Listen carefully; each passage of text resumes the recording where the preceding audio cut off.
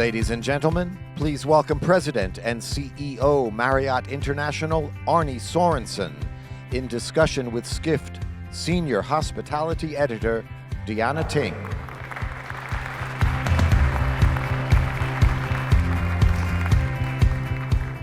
Thanks, everyone. So, Arne Sorenson is obviously no stranger to the Skift Global Forum stage. This is actually his third appearance in a row as the CEO of Marriott International, which has more than 6,700 hotels around the world and a total of 30 brands. Like a bad penny, you can't get rid of me. I'm back again. Yes. Sorry about that. And as a gentle reminder to the audience, please feel free to submit any questions that you might have for Arne using Slido, our event app. And you can also upvote questions that you really, really want us to ask him. So Arne, thanks so much for being here today. It's been just a couple days, or 2 years and a couple days since you closed one of the biggest deals in the hotel industry's history, acquiring Starwood Hotels and Resorts for more than $13 billion. And I wanted to ask you, if you could give yourself a grade on the integration process, what grade would you give yourself? And does your bonus reflect that? Is that a trick question? One of the things we say at Marriott is success is never final. And I will often say to Mr. Marriott, all that means is nothing's ever good enough. But it does sort of influence this. When we closed the Starwood acquisition, there was, of course, a lot of celebration. Big deal, very prominent deal. And even internally at Marriott, it was tempting to say, look at what we've accomplished. But what we said across the company was, all we've done is paid the most to buy Starwood. And in a sense, we won a competition, but that doesn't mean we've accomplished anything that we need to accomplish. And I think that some of the same philosophy would cause me to say something other than the obvious answer to your question, which is, of course, an A. I would say we're doing great, but we've got a lot of work yet to do still. The last month, of course, has been consumed with our merging of the loyalty program, merging of our revenue channels, and that's a huge technological feat. August 18th at about 11 p.m., we turned on one loyalty program. And in our headquarters, we had, I went in that Saturday to sort of see the teams getting ready to go. There were 1,600 people in the building in a dozen different war rooms, doing tackling one glitch after another to try and make sure that the data transferred well or that the programs were working well. And to watch that from the inside is like watching sausage being made. It's not very pretty. We have, over the course of the 5.5 weeks that have followed, I think increasingly gotten to a place where the platform is stabilized, it's working for our customers. We are really interested and eager to see the results of that now over the next few months. But there's a lot of work still to be done. And so we feel really good about the progress we've made, but to ask us our grade, it's kind of like asking the grade in the middle of a test. Maybe we should wait till it's over. Okay. Well, when would that be, though? That's a good follow-up. Yeah.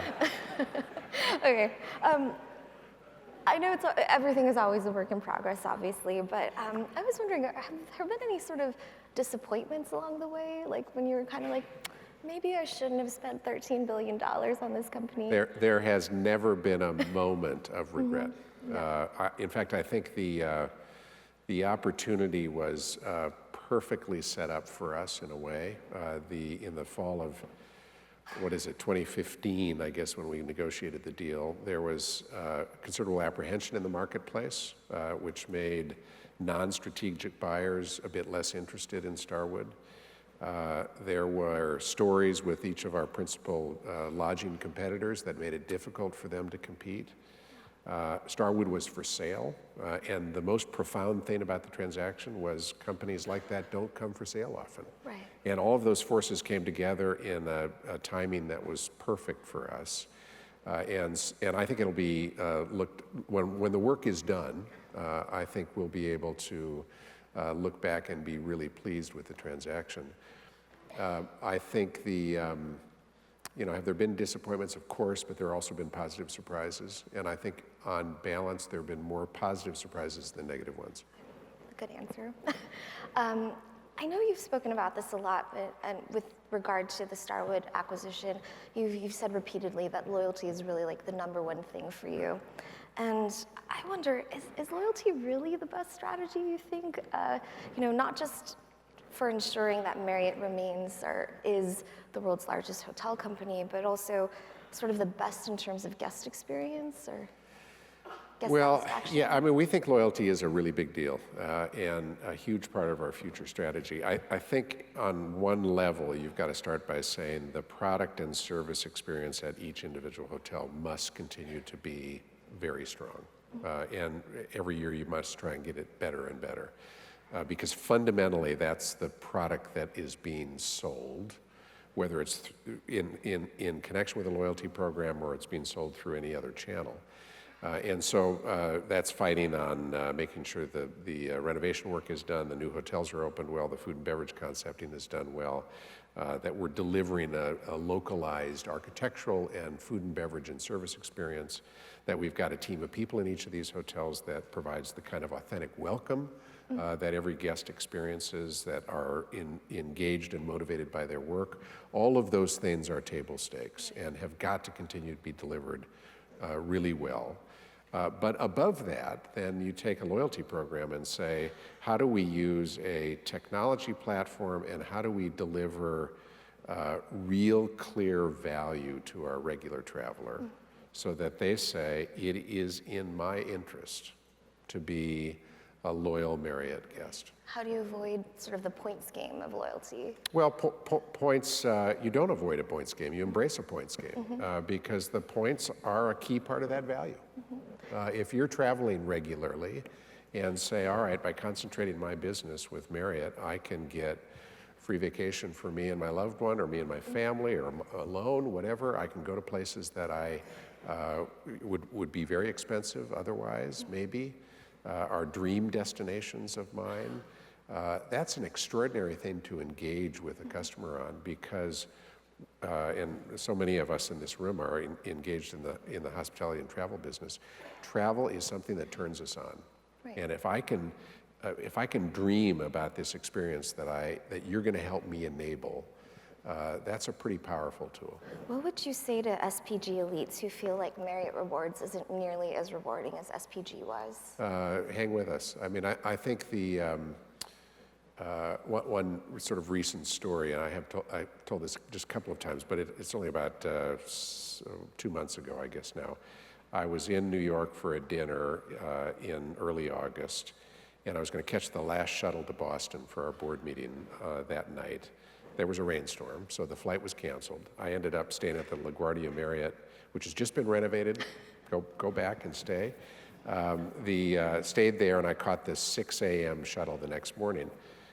And it was a mob because of the flights that had been canceled before. But I saw a bunch of my friends from Bloomberg, who I've known for years, who were getting on the flight. Newsweek or Business Week had just had the cover story, "Don't Disturb My Points," which was an SPG-focused story. And the author of the article was there, so my friend from Bloomberg introduced us, and he's following me onto the plane, talking about the various rules of the loyalty program and how it works and doesn't work. And I'm in the last row of the plane, row 26. I sit down, he's a row in front of me, and then there are heavy travelers all around, and suddenly, all around me, people are debating the loyalty program. So you have plenty of feedback to draw from. It is the greatest thing in the world. You cannot buy that kind of attention from customers. You really can't. And they were debating it because they cared about the way the program worked for them. And I think when you look at the program from a credit card perspective or the points earned or the elite status, yes, there are some changes that are not loved.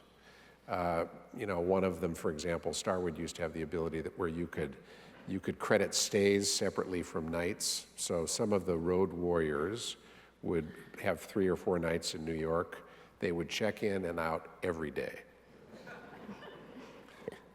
Okay, so we changed that rule. I think actually most people look at it and say, yeah, it's kind of a fair thing to change because that's, and it's sort of silly behavior. But the other thing this SBG members get is now 3 times as many places to stay to earn those points, much better access, much better range of product depending on when they're traveling, and that much bigger a portfolio to redeem for those free vacations. I think net people are going to love this on both sides.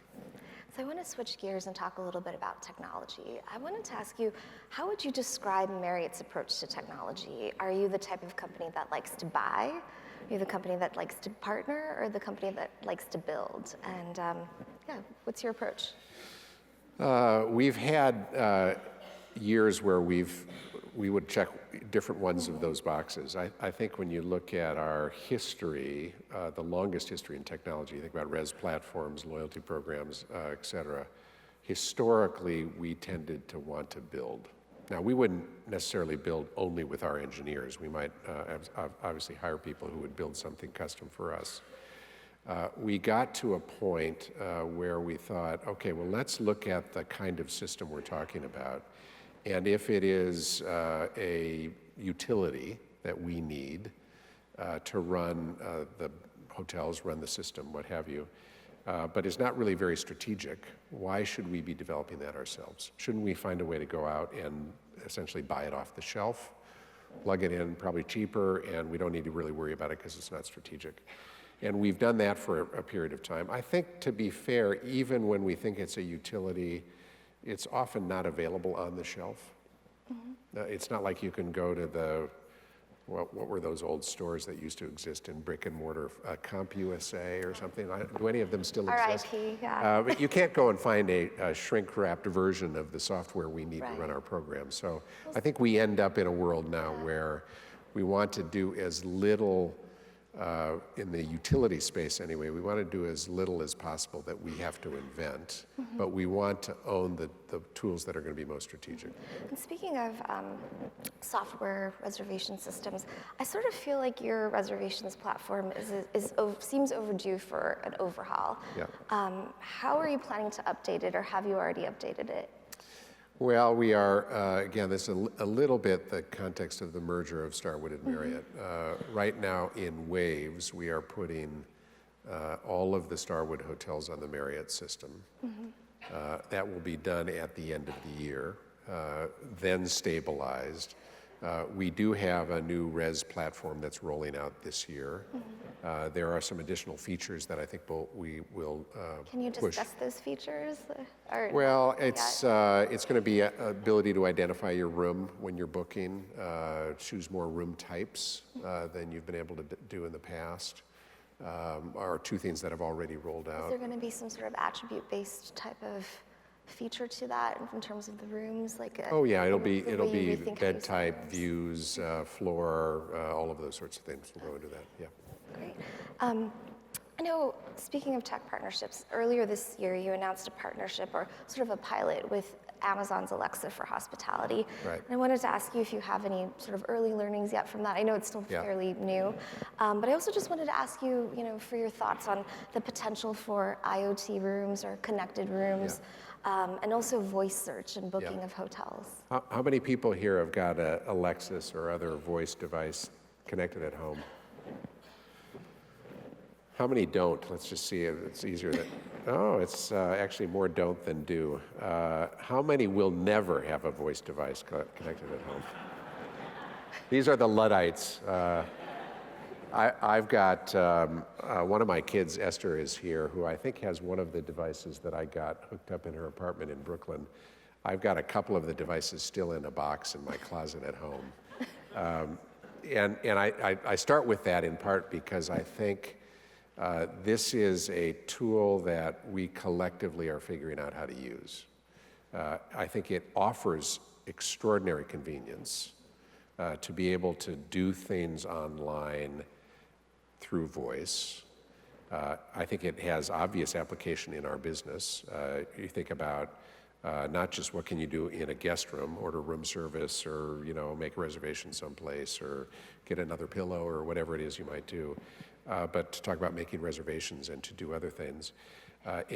We have 10 hotels now where we've got Alexa in the hotel, and we are experimenting with the first category of those things. But there are some customers who are wary of having that device in their room, and we hear a little bit from both. And I think as a society, we're going to try and figure out, are these devices that we can trust? I think inevitably we will figure out that we can trust them because they offer enough convenience that collectively we'll figure out a way to tap into that convenience and still be confident that they're not listening to us when we don't want them listening to us. Sure, I'm not so sure about that, but we'll see. Another pilot that you made news with this year was your pilot with Hostmaker in London. It was sort of Marriott's first sort of official foray into home sharing. I just wanted to see if you had any updates about that and anything you've learned. Nakul is here, the founder of Hostmaker. I saw him last when I was in Paris speaking at a tech conference in Paris, and we met before just as we did this morning, and thankfully, I didn't ask her to ask this question, Nicole, but I'm glad she has. We have, of course, the one city pilot with Hostmaker, which is in London, and it's gone great. It is small, to be fair, it's 200 units, but interestingly, it is, if you look at the product we're focused on, which is whole home product, intended to be capable of hosting a family, for example. It is actually fairly big compared to even some of our biggest competitors because an awful lot of their product is going to be studio product, one-room product, maybe an extra bedroom product, which is not a space we're heading towards. That to us is often simply a lower priced alternative to a hotel room. It's hard to brand, it's hard to deliver any customer promise to it. It is an experience which maybe you'll put up with if you really are directly focused on saving money, but not necessarily what you want to put up with if you're looking for something better than that. What we're focused on is let's deliver a product which is different from a hotel room. A place where a group or family can stay together, that is curated, that has a brand promise associated with it, where there's going to be a personal check-in at the beginning of the event. There's going to be a set of standards around decor, around bedding, around other aspects of it, and connect that to the loyalty program, put our brands on it, and we think we can be pretty successful in that space. Speaking of brands, I know you've said before many, many times that Marriott is keeping all 30 brands for now. But you still don't believe me? I don't know. Well, I'm not a betting person, but will there ever be a day when Marriott has 40 or maybe 50 brands? And if so, and if you get to that point, what kinds of brands are those going to be? I think we are more likely to have to grow our number of brands than to shrink our number of brands. I don't have a date when we might get to 40. I would guess, though, that the opportunities we have to add brands will be more about geographic expansion than about filling gaps in our brand lineup. With 30 brands, obviously, we're in most segments of the industry that we'd like to be in. The segments that we are not in tend to be in the budget or economy space.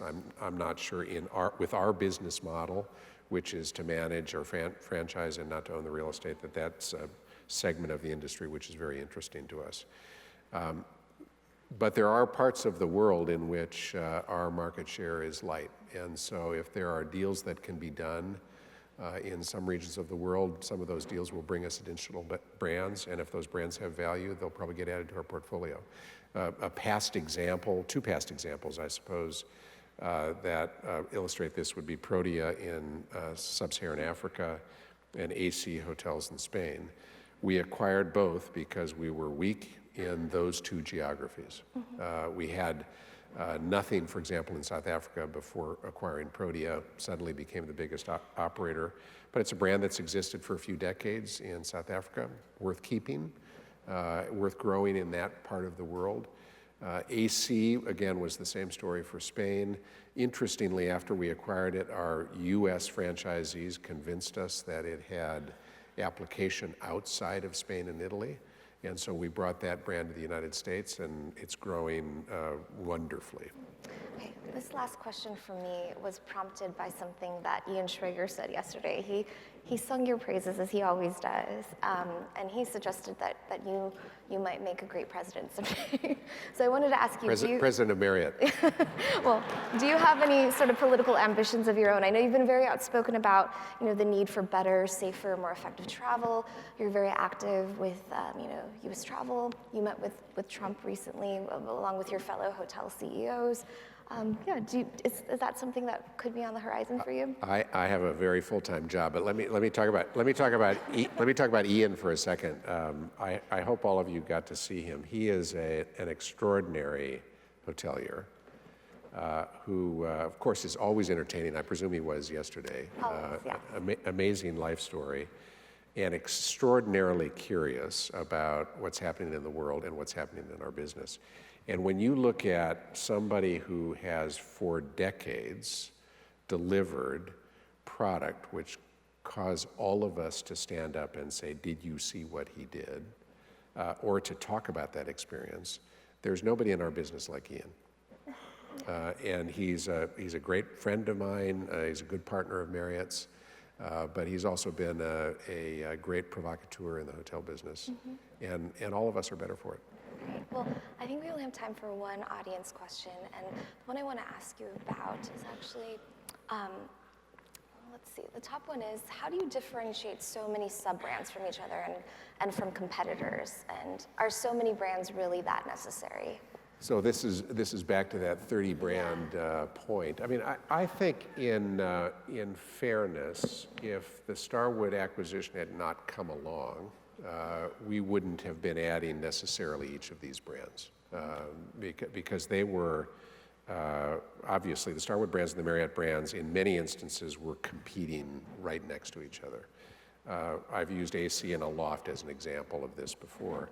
When we brought AC to the United States, we were thinking it generally gets into the same space that a Loft was in. And that is a bit more of a lifestyle, upscale brand that competed at the same price point as Courtyard in our portfolio or a Hilton Garden Inn in Hilton's portfolio, but was it a sort of new take on that? I think if we had already done the Starwood deal, I'm not sure we would have brought AC to the United States. But we hadn't. We brought AC to the United States, and interestingly, even now 2 years after the deal, what we're seeing is that both Aloft and AC are growing, because even though they sort of go after the same space in a theoretical way, they look very different. Aloft looks like an American lifestyle version, AC a European lifestyle version, and there are different owners and different customers that are attracted to those different things. They look very different, and in a sense, even though I'm not sure I would have bet that they would have been as powerful side by side as they're turning out to be, it's as long as we keep the appearance of those hotels and the sensibility of those hotels quite distinct, I think they can both compete and succeed. Well, thank you so much. I think that's all the time that we Always have. good to see you. Thank you, everybody. Nice to see you.